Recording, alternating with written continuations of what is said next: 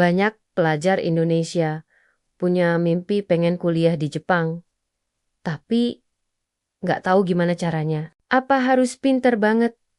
Apa harus kaya? Kalau lulusan paket C, bisa nggak? Kabar baiknya, kuliah di Jepang dengan beasiswa itu mungkin banget. Bahkan buat kamu yang jalurnya nggak lurus, lurus amat. Tantangannya adalah kamu harus tahu jalur yang benar, beasiswa yang cocok, dan susun strategi dari sekarang. Di video ini, aku bakal bahas gambaran umum kuliah di Jepang buat pelajar Indonesia. Jenis beasiswa populer, langkah praktis yang harus kamu lakukan dari SMA atau kuliah. Dan khusus di akhir, peluang untuk kamu yang lulus paket C. Kalau kamu serius pengen kuliah di Jepang, tonton sampai habis, lalu mulai gerak dari hari ini. Segmen pertama, gambaran umum kuliah di Jepang. Sebelum ngomongin beasiswa, kamu harus ngerti dulu sistem kuliah di Jepang buat orang asing. Secara aturan, Jepang mengizinkan mahasiswa internasional masuk universitas kalau mereka sudah menyelesaikan 12 tahun pendidikan atau lulus ujian kesetaraan SMA. Itu artinya lulusan SMA, SMK, dan ijazah kesetaraan. Seperti paket C secara level pendidikan bisa diakui setara, asalkan dokumennya resmi dan jelas. Buat pelajar Indonesia, jalur paling umum adalah S1 langsung di Jepang dengan beasiswa. Tapi prosesnya lebih ketat. Atau S1 dulu di Indonesia, lalu lanjut S2 di Jepang, pakai beasiswa seperti MEXT, INPEX, dan lain-lain. Jadi dari awal, tentukan kamu ngincer S1 langsung atau kuliah S1 dulu di Indonesia, lalu lanjut S2 ke Jepang. Segmen kedua, beasiswa populer untuk pelajar Indonesia. Beasiswa MEST adalah beasiswa resmi dari Kementerian Pendidikan Jepang yang mencakup S1, S2, S3, dan sekolah kejuruan. Beasiswa ini meliputi uang kuliah full, uang hidup bulanan, dan tiket pesawat. Syarat umumnya yaitu nilai rapor bagus, kemampuan bahasa Inggris atau Jepang, dan lulus seleksi di kedutaan atau universitas. Beasiswa perusahaan atau foundation, contohnya INPEX, Mitsui Bussan, dan Ajinomoto. Beasiswa INPEX khusus untuk mahasiswa Indonesia yang mau S2 di Jepang di bidang energi atau teknik tertentu. Fasilitas termasuk full tuition, uang hidup sekitar 160.000 yen per bulan, tiket pesawat, dan kursus bahasa Jepang. Sebelum kuliah, syaratnya sudah S1, IPK minimal 3,0, dan bidang studi sesuai yang mereka cari. Selanjutnya ada beasiswa kampus. Banyak universitas di Jepang yang kasih diskon uang kuliah untuk mahasiswa internasional. Misalnya potongan 30-100% biaya kuliah. Biasanya kamu daftar ke kampus dulu sebagai mahasiswa asing. Lalu setelah keterima, baru apply beasiswa internal kampus. Intinya, untuk S1, biasanya target utama beasiswa MEXT atau beasiswa dari universitas. Untuk S2 atau S3, pilihan beasiswa jauh lebih banyak asalkan kamu sudah lulus S1 dan IPK bagus. Segmen ketiga, langkah praktis dari sekarang. Sekarang kita masuk ke bagian paling penting. Harus mulai dari mana? Kalau masih di bangku sekolah, jaga nilai rapor kamu, terutama matematika, IPA, bahasa, dan pelajaran yang relevan dengan jurusan yang kamu mau. Siapkan bahasa minimal punya IELTS atau TOEFL.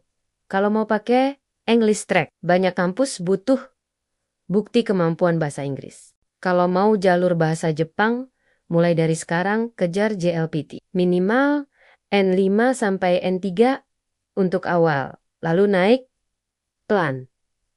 Riset jurusan dan kampus. Buka situs resmi Study in Japan dan JPSS untuk lihat universitas, jurusan, dan beasiswa yang tersedia. Cari tahu syarat nilai, Apakah ada program berbahasa Inggris?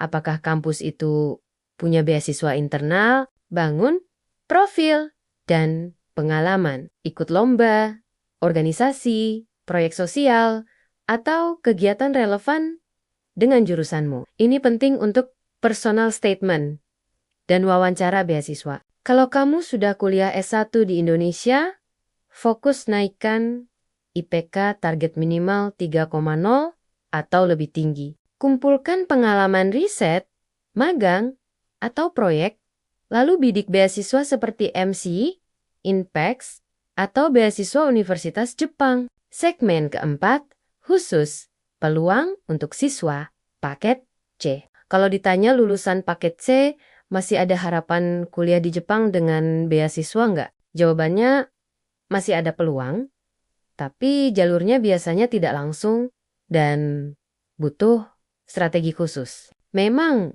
universitas luar negeri bisa menerima ijazah paket C. Selama itu, dokumen resmi dan kamu memenuhi syarat lain seperti bahasa Inggris dan ujian tambahan. Jepang sendiri mensyaratkan 12 tahun pendidikan atau ijazah kesetaraan SMA.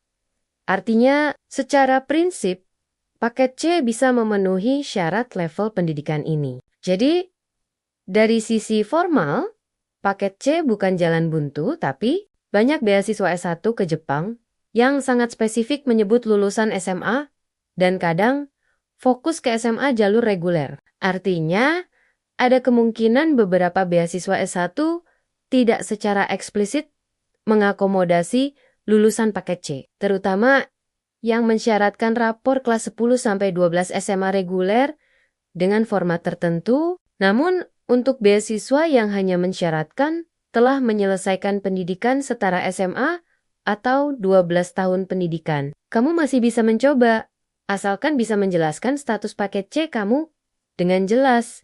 Untuk kamu yang paket C, jalur yang lebih realistis biasanya seperti ini. Opsi 1, lulus paket C, kuliah di Indonesia, lanjut beasiswa S2 ke Jepang. Pakai ijazah paket C untuk masuk universitas di Indonesia. Karena banyak kampus sudah menerima. Selama S1, kejar IPK tinggi lebih dari 3,0. Kemampuan bahasa Inggris atau Jepang, pengalaman organisasi atau riset. Setelah lulus S1, bidik beasiswa S2 ke Jepang.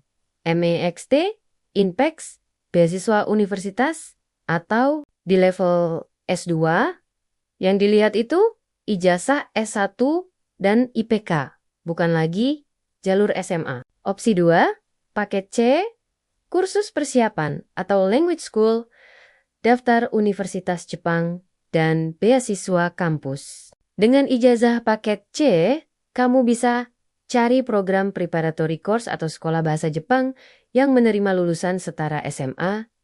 Setelah selesai, kamu ikut ujian masuk Universitas Jepang. Kalau keterima, kamu bisa apply beasiswa internal kampus, mencakup bantuan biaya hidup. Opsi 3, paket C lanjut program internasional berbahasa Inggris di Jepang. Beberapa universitas punya program internasional full English dan menerima ijazah setara SMA dari luar negeri, termasuk jalur kesetaraan.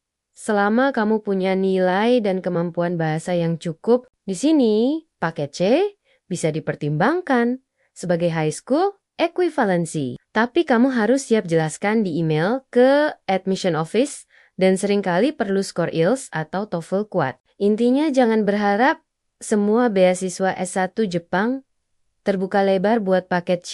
Tapi jangan juga merasa mustahil. Jalur lewat S1 dulu di Indonesia, lalu S2 di Jepang justru sering lebih aman dan peluang beasiswanya lebih besar. Segmen kelima, mindset dan langkah nyata. Jadi, buat kamu pelajar Indonesia yang punya mimpi kuliah di Jepang dengan beasiswa, termasuk yang jalannya lewat paket C.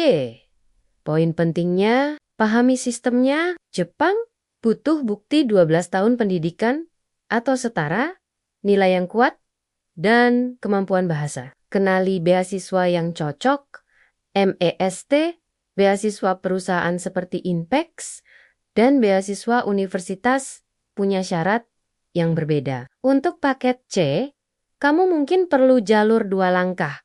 Kuliah dulu di Indonesia, baru ke Jepang dengan beasiswa S2. Itu bukan kegagalan, itu strategi. Tulis di komentar, jurusan apa yang kamu impikan di Jepang? Jangan lupa like, subscribe, dan share ke teman yang juga punya mimpi kuliah di Jepang.